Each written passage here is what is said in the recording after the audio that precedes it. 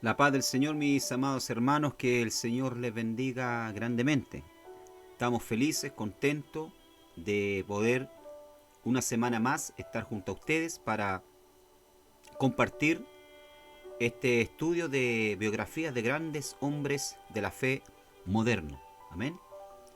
Que el Señor pueda bendecirles grandemente, que ustedes puedan aprender, así como he aprendido yo también mucho acerca de estos siervos del Señor, los cuales fueron utilizados poderosamente para esparcir, ¿verdad? Y compartir el mensaje de salvación con aquellos que no conocen al Señor. Y hoy vamos a hablar de un gran hombre de Dios, un teólogo, ¿verdad? Botánico, naturalista, antropólogo, Guillermo Carey, 1761-1834. Palos Perry, ¿verdad?, es el nombre de una villa en Inglaterra conocida como el Camino de Walting, a 3 millas de la población de Topchester, en el condado de Northampton. La región, ¿verdad?, sin ser pintoresca, es agradable y de vez en cuando el viajero ve lugares modestamente hermosos. En esta villa, en una choza que ya desapareció, Guillermo Carey vio la luz el 17 de agosto de 1761 en Inglaterra. Guillermo Carey, ¿verdad?, era el mayor de 5 hijos: Guillermo, Ana, María, Tomás y Elizabeth. Elizabeth, ¿verdad?, que tenía el nombre de su madre, murió en la infancia. El padre, ¿verdad?, Edmundo Carey, hombre de poca estatura, era tejedor, pero cuando su hijo Guillermo tenía como 6 años, llegó a ser maestro de la escuela de la villa y también lector, ¿verdad?, o monaguillo de la parroquia donde ellos congregaban. Siendo niño, Guillermo Carey sentía una verdadera pasión por el estudio de la naturaleza. Su dormitorio estaba lleno de colecciones disecadas de insectos, flores, pájaros, huevos níderos y etc. Cierto día, al intentar alcanzar un nido de pájaro, cayó de un árbol alto. Cuando trató de verdad de subir por la segunda vez, cayó nuevamente. Insistió por tercera vez en su intento, pero cayó quebrándose una pierna. Algunas semanas después, antes de que su pierna estuviese completamente sana, Guillermo entró en su casa con el nido en la mano. ¿Subiste el árbol nuevamente?, exclamó su madre. No pude evitarlo, respondió Guillermo Carey. Tenía que poseer el nido. Mamá, respondió el chiquillo. Vemos acá entonces, ¿verdad?, que Guillermo Carey desde muy niño se interesó, ¿verdad?, por la naturaleza. Esto, ¿verdad?, lo llegó a edad más adulta, ¿verdad?, a estudiar los distintos tipos, ¿verdad?, de plantas, árboles que Dios, ¿verdad?, ha creado. E hizo, ¿verdad?, con que él se volviese un botánico, ¿verdad?, un naturalista, un antropólogo. Otra cosa, ¿verdad?, característica de la vida de Guillermo Carey que debemos nombrar es su perseverancia, ¿ya?, en todas las cosas que él hacía. Guillermo Carey se destacó, ¿verdad?, por ser un hombre que nunca dejó cosas a media, o cosas, ¿verdad?, por la mitad. Todo aquello, ¿verdad?, que él iniciaba, lo terminaba. Todo aquello que él emprendía, no lo dejaba nunca por la mitad. La perseverancia, decía él, ¿verdad?, era el secreto de su éxito. Se dice, ¿verdad?, que Guillermo Carey, fundador de las misiones actuales, no estaba dotado de una inteligencia superior, ni poseía tampoco ningún don que deslumbrase a los hombres. Sin embargo, fue esa característica de persistir con espíritu indómito e inconquistable hasta llevar a término todo cuanto iniciaba, el secreto del maravilloso éxito de su vida. Cuando Dios lo llamaba para que iniciara alguna tarea, él permanecía firme, día tras día, mes tras mes y año tras año, hasta acabarla. Dejó que el Señor se sirviera de su vida no solamente para evangelizar durante un periodo de 41 años en el extranjero, sino también para realizar la hazaña, por increíble que parezca, de traducir las Sagradas Escrituras a más de 30 lenguas. ¿Ya? Entonces, como dije anteriormente, una verdad de las características de él, verdad, era su constancia en todo lo que él realizaba. Y esto le sirvió mucho, verdad, una vez que se fue a la India como misionero. Lugar, verdad, que solo después de 6 años comenzó a ver recién los frutos de su trabajo. Si él no hubiese sido, verdad, un hombre perseverante y paciente en el Señor, hubiera, verdad, en el primer año desistido de su trabajo. Pero debido a su perseverancia y constancia, día tras día, mes tras mes, año tras año, Guillermo Cary consiguió, verdad, realizar un trabajo maravilloso en la India. Trabajo, verdad, que hasta el día de hoy es recordado y mencionado en todos los institutos bíblicos del mundo. Que el Señor nos ayude a tener la perseverancia, la constancia de Guillermo Cary.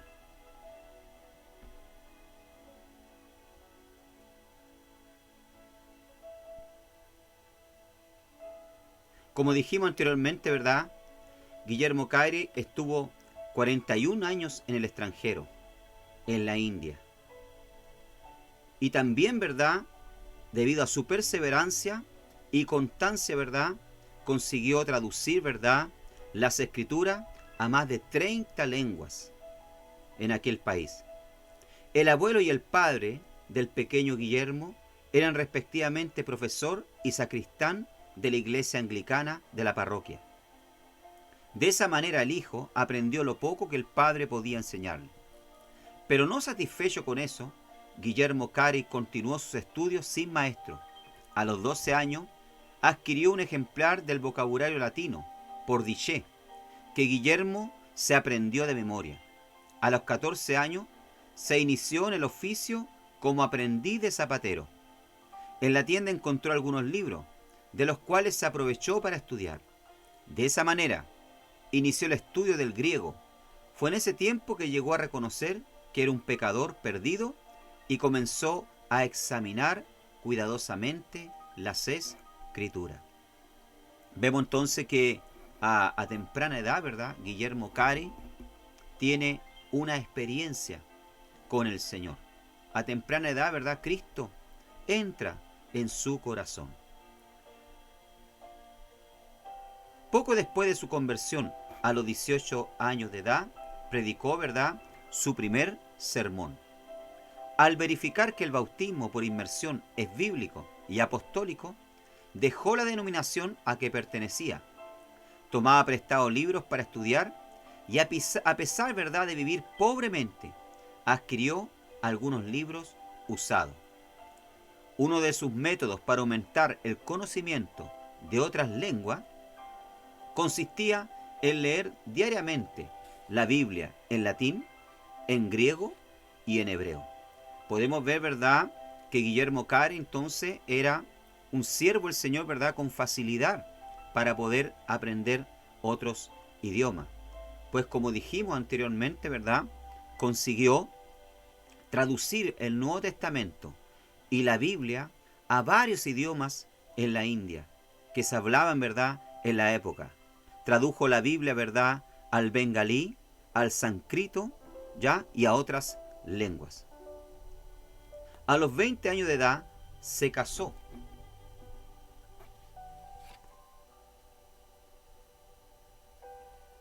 A los 20 años de edad, como dije anteriormente, entonces se casó. Sin embargo, los miembros de la iglesia donde predicaban eran pobres y Cary tuvo que continuar con su oficio de zapatero para ganar el pan cotidiano. A los 20 años entonces, Guillermo Cary, ¿verdad?, se casa con su esposa Dorothy Cary, que era, ¿verdad?, pariente, ¿verdad?, del jefe donde él trabajaba como zapatero.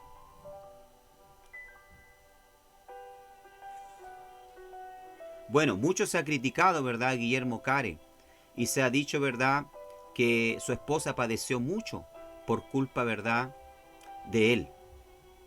Lo cierto es, ¿verdad?, que Dorothy Cary, ¿verdad?, era una mujer, ¿verdad?, analfabeta, ¿ya?, que no sabía leer ni escribir, y, ¿verdad?, cuando Guillermo Cary tuvo un llamado para irse a la India como misionero, ¿verdad?, ella se opuso.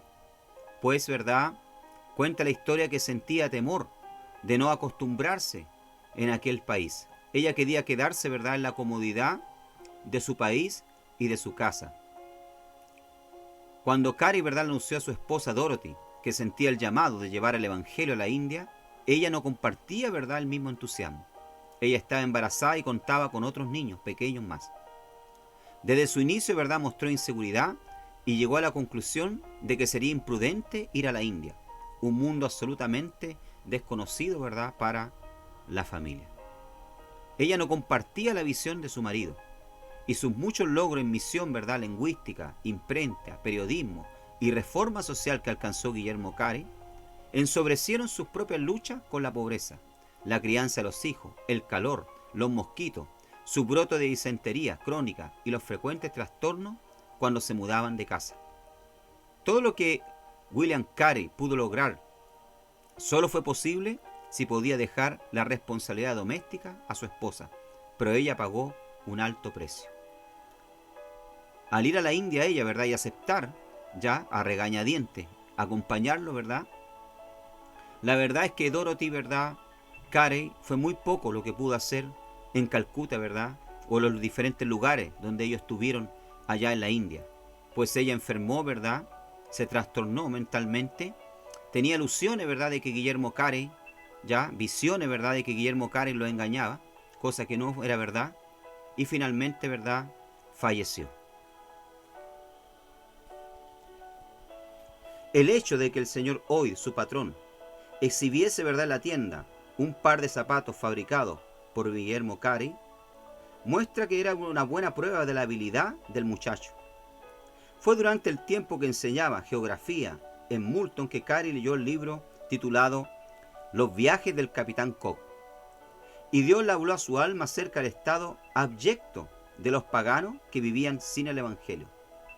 En su taller de zapatero fijó en la pared un mapamundi de gran tamaño que él mismo había diseñado cuidadosamente. Bueno, fue a través de este libro entonces, ¿verdad?, como dice acá, del capitán Cook, los viajes del capitán Cook, un libro parecido, ¿verdad?, a los viajes, ¿verdad?, de Marco Polo, ¿ya?, que Guillermo Cary, ¿verdad?, sintió entonces la necesidad de llevar el evangelio a los paganos, a los pueblos, ¿verdad?, que no habían escuchado hablar de Cristo. Él colocó un mapamundi entonces en la zapatería donde trabajaba, y cada cierto tiempo, ¿verdad?, miraba y oraba para que el Señor lo llevase entonces a esas tierras lejanas. En ese mapa incluyó toda la información pertinente disponible, el número exacto de la población, la flora y la fauna, las características de los indígenas de todos los países. Mientras reparaba los zapatos, levantaba los ojos de vez en cuando para mirar su mapa y meditaba sobre las condiciones de los distintos pueblos y la manera de evangelizarlos. Fue así como sintió más y más el llamado de Dios para que preparase la Biblia para los millones de hindúes en su propia lengua. La denominación a la que Guillermo pertenecía, después de aceptar el bautismo por inmersión, bautista, ¿verdad?, se hallaba en gran decadencia espiritual en la época. Esto fue reconocido por algunos de los ministros, los cuales convinieron en pasar una hora orando el primer lunes de todos los meses, pidiendo a Dios un gran avivamiento de la denominación. En efecto, se esperaba un despertamiento espiritual, pero como sucede muchas veces, no pensaron en la manera en que Dios respondería. En aquel tiempo las iglesias no aceptaban la idea de llevar el evangelio a los paganos, por considerarla absurda. Cierta vez en una reunión del ministerio, Guillermo Cary se levantó y sugirió que ventilasen ese asunto. El deber de los creyentes, dijo él, en promulgar el evangelio entre las naciones paganas. El venerable presidente de la reunión, sorprendido, se puso de pie y gritó: «Joven, siéntese. Cuando Dios tuviese a bien convertir a los paganos, Él lo hará sin su auxilio, ni el mío». A pesar de ese incidente, el fuego continuó ardiendo en el alma de Guillermo Cary. Y estas palabras, ¿verdad?, de reprensión por parte de este hermano no lo desanimaron en lo que Dios ya había colocado en el corazón de Guillermo Cary. Durante los años siguientes se esforzó ininterrumpidamente, orando, escribiendo y hablando sobre el asunto de llevar a Cristo a todas las naciones. En mayo de 1792, predicó su memorable sermón sobre Isaías 54, 2 al 3. Ensancha el sitio de tu tienda, y las cortinas de tus habitaciones sean extendidas. No seas escasa, alarga tus cuerdas y refuerza tus estacas, porque te extenderás a la mano derecha y a la mano izquierda, y tu descendencia heredará naciones, y habitará las ciudades asoladas. Disertó sobre la importancia de esperar grandes cosas de Dios, y luego puso de relieve la necesidad de emprender grandes obras para Dios. El auditorio se sintió culpable de haber negado el Evangelio a los países paganos, al punto de clamar en coro. Se organizó entonces la primera sociedad misionera en la historia de las iglesias de Cristo, para la predicación del Evangelio entre los pueblos nunca antes evangelizados. Algunos ministros como Breiner, Eliot y Schwartz ya habían ido a predicar en lugares distantes, pero sin que las iglesias se uniesen para sustentarlo. A pesar de que la formación de la sociedad fue el resultado de la persistencia de Guillermo Cary, él mismo no tomó parte en su establecimiento. Sin embargo, en ese tiempo se escribió lo siguiente acerca de él: ahí está Cary, pequeño de estatura, humilde, de espíritu sereno y constante. Ha transmitido el espíritu misionero a los corazones de los hermanos, y ahora quiere que sepan que él está listo para ir donde quieran mandarle. Y está completamente de acuerdo en que formulen todos los planes, pero ni siquiera con esa victoria le fue fácil a Guillermo Cary materializar su sueño de llevar a Cristo a los países que permanecían en tinieblas. Aunque dedicaba su espíritu indómito para alcanzar la meta que Dios le había marcado. La iglesia donde predicaba no consentía que dejase el pastorado y que los abandonase. Y solo después que los miembros de la sociedad de misiones recién formada visitaron la iglesia, fue que este problema se resolvió. En el informe de la iglesia que está escrito hasta el día de hoy conta lo siguiente: a pesar de estar de acuerdo con él, no nos parece bien que nos deje aquel a quien amamos más que nuestra propia alma, decía la iglesia de Guillermo Cary. Sin embargo, lo que él sintió más fue que su esposa se rehusara terminantemente a irse a Inglaterra con sus hijos. Como dije anteriormente, ¿verdad? La hermana Dorothy Cary, ¿verdad? Nunca en la realidad quiso abandonar su país para ir a hacer, ¿verdad?, misiones, ¿ya?, a la India. No obstante, Cary estaba tan seguro de que Dios lo llamaba para trabajar en la India, que ni la decisión de su esposa lo hizo vacilar. Guillermo Cary reflexionaba y pensaba, ¿verdad?, que si los militares y los altos dignatarios del gobierno dejaban a sus esposas y a sus hijos por 1 año, por 2 años para ir a cumplir, ¿verdad?, una orden del gobierno, cuánto más él tenía que cumplir con la orden del Señor. Así que decidió, ¿verdad?, irse solo con su hijo mayor y dejar a su esposa, hasta que más tarde, ¿verdad?, ella pudiese viajar a la India. Había otro problema que parecía no tener solución: no se permitía la entrada de ningún misionero en la India. En tales circunstancias era inútil pedir permiso para entrar. Y fue en esas condiciones que lograron finalmente embarcar, sin poseer, ¿verdad?, ese documento que lo autorizaba a ir a la India para hacer misiones. Desafortunadamente el navío demoró algunas semanas en partir, y poco antes de que zarpara, los misioneros recibieron orden de desembarcar en la India.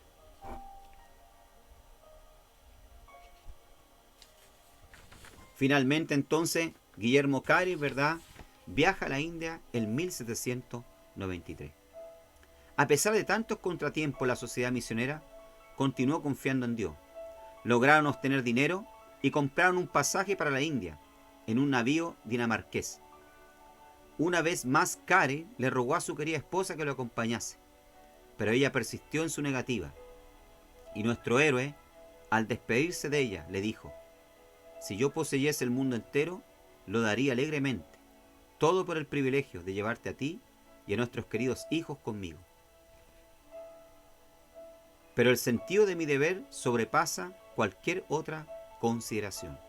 No puedo volver atrás sin sentir culpa en mi alma. Sin embargo, antes de que el navío partiese, uno de los misioneros, llamado Thompson, ¿verdad?, médico misionero, que iban también, se dirigía a la India para predicar la palabra del Señor entre los paganos, fue a la casa de Guillermo Carey.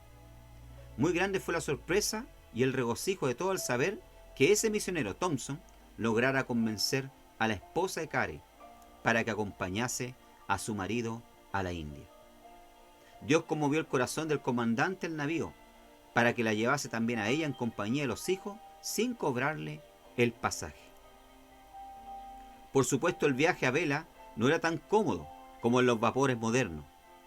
A pesar de los temporales, Carey aprovechó su tiempo para estudiar el bengalí y ayudar a uno de los misioneros en la obra de traducir el libro del Génesis al bengalí. Durante el viaje, Guillermo Carey aprendió suficientemente bien el bengalí como para entenderse con el pueblo. Poco después de desembarcar, comenzó a predicar y los oyentes venían a escucharlo en número siempre creciente. Carey percibió la necesidad imperiosa de que el pueblo tuviese una Biblia en su propia lengua y sin demora se entregó a la tarea de traducirla al bengalí. La rapidez con que aprendió las lenguas de la India es motivo de admiración para los mejores lingüistas. Nadie sabe cuántas veces nuestro héroe experimentó grandes desánimos en la India.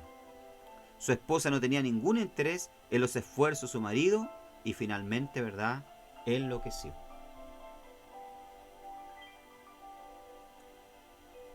Dice Guillermo Carey en uno de sus diarios, con respecto, ¿verdad?, a las luchas y contrariedades que enfrentó llegando una vez a la India, estableciéndose primeramente en Calcuta y luego en otros lugares. En otros países se puede apelar a la ley escrita en la conciencia y frecuentemente con éxito, esforzando el poder de la convicción producida por la doctrina de la revelación. Pero aquí la ley de Dios está borrada de la conciencia y grabada en su lugar está una ley de ceremonia.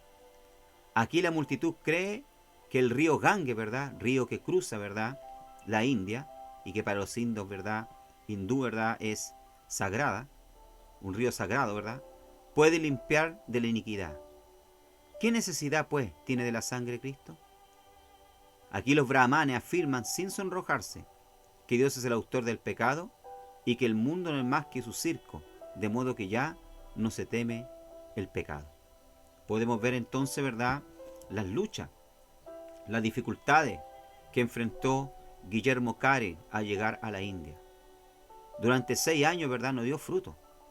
Muchos de los, ¿verdad?, habitantes de ese país que se acercaban para oír la palabra del Señor, muchas veces, ¿verdad?, venían con otras intenciones de poder sacar algo de ventaja, ¿verdad?, de la vida de Guillermo Carey o de los misioneros que llegaban de Inglaterra.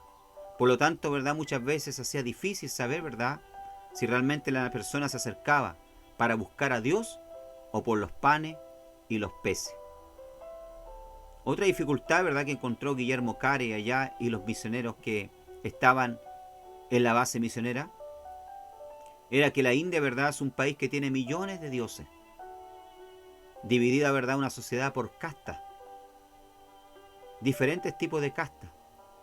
Y muchas veces, ¿verdad?, cuando se pensaba que se alcanzaba algún logro, algún avance con un habitante, ¿verdad?, de ese país, se encontraba, en verdad, con la barrera de las castas, que no estaban dispuestos a bajar de casta, ¿verdad?, y compartir con uno que era más pobre o de condición más humilde.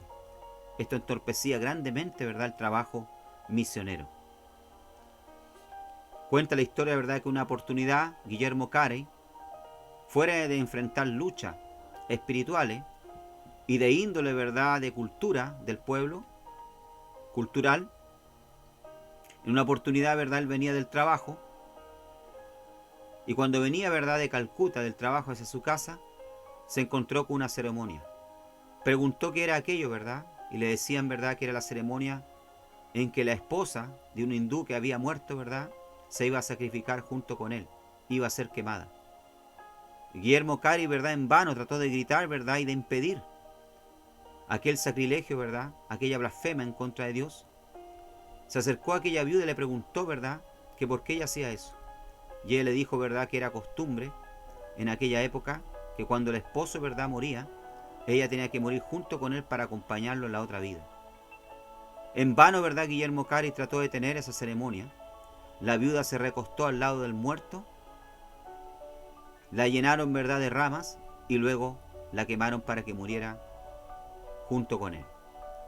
Guillermo Cary, ¿verdad?, decía que no sabía, ¿verdad?, si esa mujer gritaba de dolor o no, debido a los gritos, ¿verdad?, de la multitud que estaba ahí llevando a cabo esa ceremonia. Fue testigo también, ¿verdad?, de infanticidio, de cómo, ¿verdad?, los hindúes tenían la costumbre, ¿verdad?, de sacrificar a sus hijos, de matarlo y luego echarlo al río.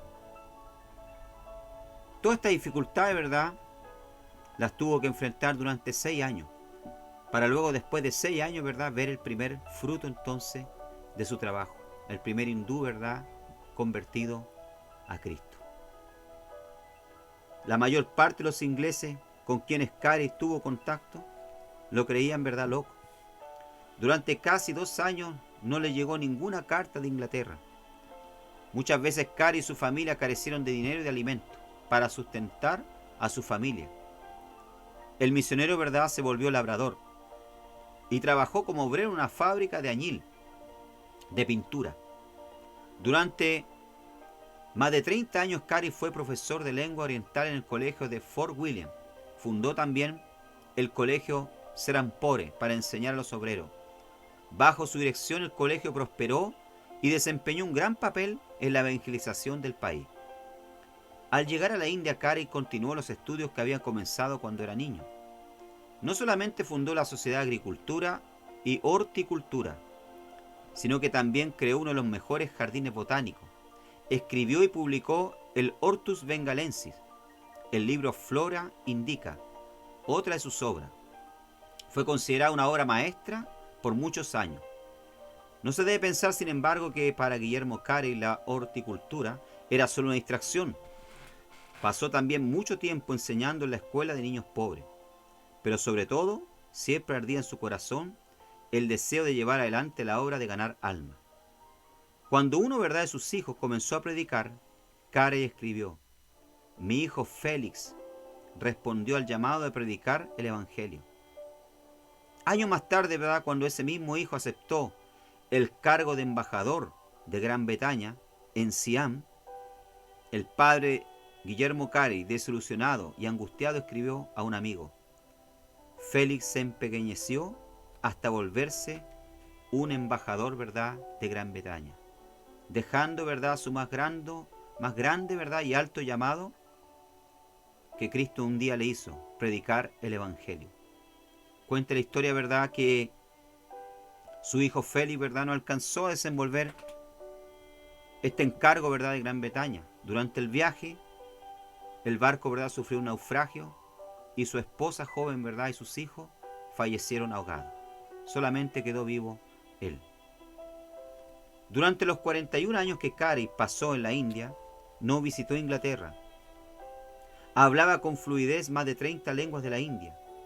Dirigía la traducción de las escrituras en todas esas lenguas y fue nombrado para realizar la ardua tarea de traductor oficial del gobierno. Escribió varias gramáticas hindúes y compiló importantes diccionarios de los idiomas bengalí, maratí y sánscrito. El diccionario bengalí consta de 3 volúmenes e incluye todas las palabras de la lengua con sus raíces y origen, y definidas en todos los sentidos. Todo esto fue posible porque Cary siempre economizó el tiempo, según se deduce de lo que escribió su biógrafo. Desempeñaba estas tareas hercúleas, ¿verdad?, sin poner en riesgo su salud, porque se aplicaba metódica y rigurosamente a su programa de trabajo, año tras año. Se divertía pasando de una tarea a la otra. Él decía que se pierde más tiempo cuando se trabaja sin constancia e indolentemente, que con las interrupciones de las visitas. Observaba, por lo tanto, la norma de tomar, sin vacilar, la hora marcada y no dejar que absolutamente nada lo distrajese durante su periodo de trabajo. Lo siguiente escrito para pedirle disculpa a un amigo por la demora en responderle su carta muestra cómo muchas de sus obras avanzaron juntas. Dice Guillermo Cary: me levanto hoy a las 6, leí un capítulo de la Biblia hebrea, pasé el resto del tiempo hasta las 7 orando, luego asistí al culto doméstico en bengalí con los sirvientes. Mientras me traían el té, leí un poco en persa con un munkí que me esperaba. Leí también antes de desayunar una porción de la escritura en hindostani. Luego, después de desayunar, me senté con un pundité que me esperaba para continuar la traducción del sánscrito a la Ramayuma. Trabajamos hasta las 10. Entonces fui al colegio para enseñar hasta casi las 2 de la tarde. Al volver a casa leí las pruebas de la traducción de Jeremías al bengalí y acabé justo cuando ya era hora de comer. Después de la comida me puse a traducir ayudando en el pundité, jefe del colegio, la mayor parte del capítulo 8 de Mateo al sánscrito. En esto estuve ocupado hasta las 6 de la tarde. Después de las 6 me senté con un pundité de Talinga para traducir el sánscrito a la lengua de él. A las 7 comencé a meditar sobre el mensaje de un sermón que prediqué luego en inglés a las 7:30. Cerca de 40 personas asistieron al culto, entre ellas un juez, ¿verdad?, del Suder de Wani Daglu. Después del culto, el juez contribuyó con 500 rupias para la construcción de un nuevo templo. Todos los que asistieron al culto se fueron a las 9 de la noche. Me senté entonces para traducir el capítulo 11 de Ezequiel al bengalí. Acabé a las 11 y ahora te estoy escribiendo esta carta. Vemos entonces, ¿verdad?, que Guillermo Cary aprovechaba bien su tiempo. No desperdiciaba, ¿verdad?, en cosas, ¿verdad?, menos importantes su tiempo. Dice él: después clausaré mis actividades de este día con oración. No hay día en que pueda disponer de más tiempo que esto, pero el programa varía. Al avanzar en edad, sus amigos insistían que disminuyese sus esfuerzos, pero su aversión a la inactividad era tal que continuaba trabajando aun cuando la fuerza física no era suficiente para activar la necesaria energía mental. Por fin se vio obligado a permanecer en cama, donde siguió corrigiendo, ¿verdad?, las pruebas de las traducciones.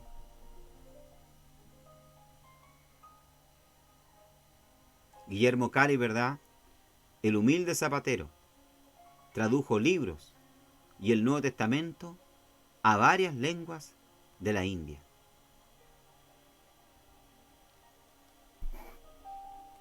Finalmente, el 9 de junio de 1834, a la edad de 73 años, Guillermo Cary durmió en Cristo. La humildad, ¿verdad?, fue una de las características más destacadas de su vida.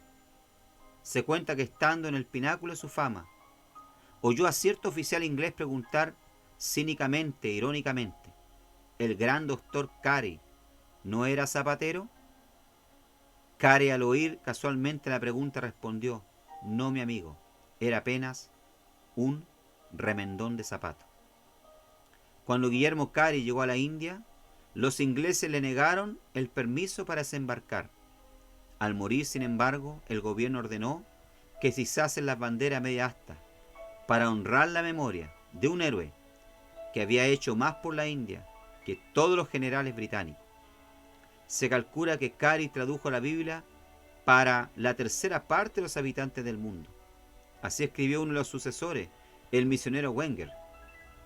No sé cómo Cary logró hacer ni siquiera una cuarta parte de sus traducciones.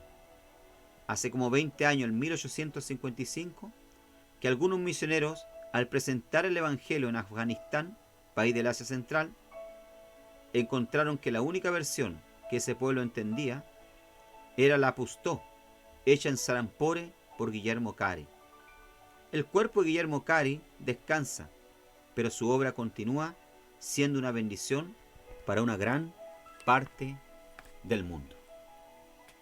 Que el Señor nos ayude, ¿verdad? Este humilde zapatero, este hombre, ¿verdad?, que no tenía mucha educación, pero que sin embargo, ¿verdad?, dispuesto en las manos de Dios, fue un gran instrumento. Un instrumento usado por Dios para llevar el Evangelio a muchos hindúes, para traducir la Biblia, ¿verdad?, a muchos idiomas. Cuenta la historia, ¿verdad?, que Guillermo Cary recibió, ¿verdad?, un doctorado en teología por una universidad, ¿verdad?, de los Estados Unidos, en reconocimiento, ¿verdad?, a la labor que él había realizado en la India. Como decía Guillermo Cary, emprendamos grandes cosas para Dios y esperemos, ¿verdad?, grandes cosas de nuestro Dios. Que el Señor les bendiga grandemente en este día, que esta biografía de este gran héroe de la fe moderna pueda ser, ¿verdad?, de inspiración, servir de inspiración, ¿ya?, para nosotros, ¿verdad?, para emprender grandes cosas, ¿verdad?, y esperar grandes cosas de nuestro Padre Celestial. Que el Señor les bendiga.